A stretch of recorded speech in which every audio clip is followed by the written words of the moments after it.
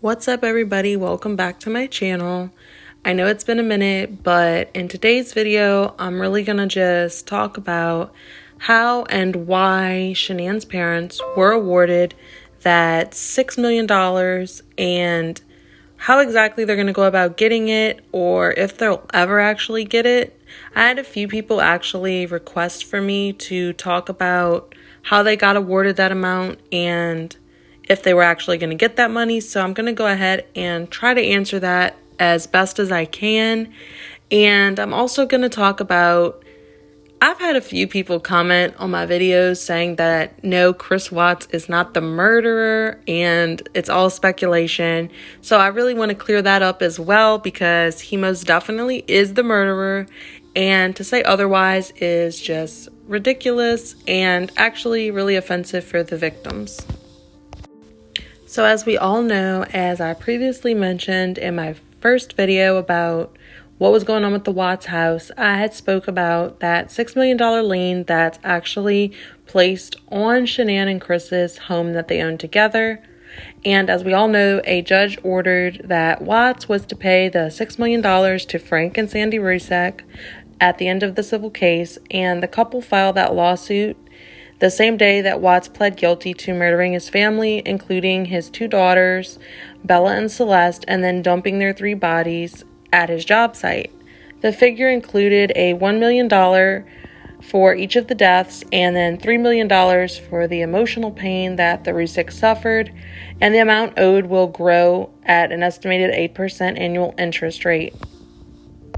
So Chris did agree to pay that $6 million to Shanann's parents, but, it is not likely that, Shanann's parents will ever see that money, because $6 million, I feel that the judge really put that amount just to show the severity of the crimes that were committed and really make like an impression for other people watching it, as well as Chris Watts. Now, the house is sitting, still to this day empty, and I did mention that it was likely due to the outrageous liens that a new buyer could be forced to assume. However, if a deal was struck with the Ruseks, it's quite possible that they would just accept a slight amount over what the asking price actually is. That way the bank gets what they're owed still, and they would still get some profits from the sale that would go to Chris, because they do have that lien.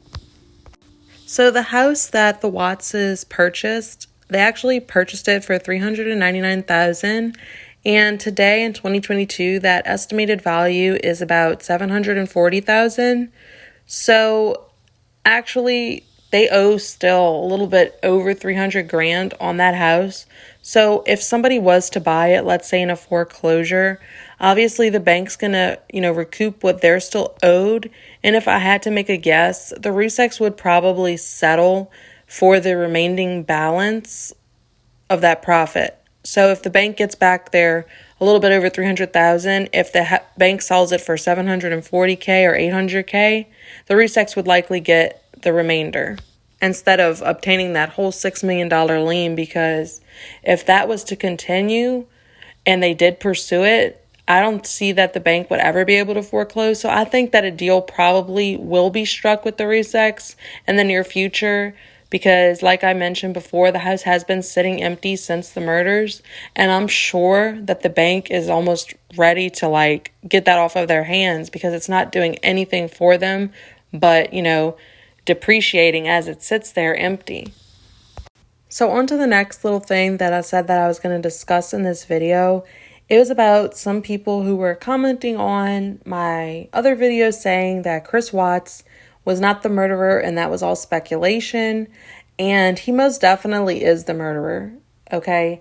Chris actually sat down with authorities after he spoke with his father and confessed to the murder of his wife and the 2 girls, gave them a detailed description on how he killed them and in what order, which is really disturbing. And I just really want to say that Chris provided guilty knowledge. For those of you who don't know what guilty knowledge means, it means that it's knowledge that only the perpetrator of the crime would know.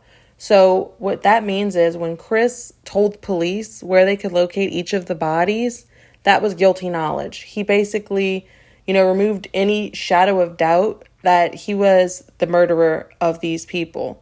So to sit there and say, Chris wasn't the murderer and that's speculation, that's ludicrous. He gave them that knowledge, and he has a confession, a super disturbing one, which is available to anybody with, internet, computer. You can go look it up. It's all over the internet. You can go probably even read about it if you don't want to listen to him confess.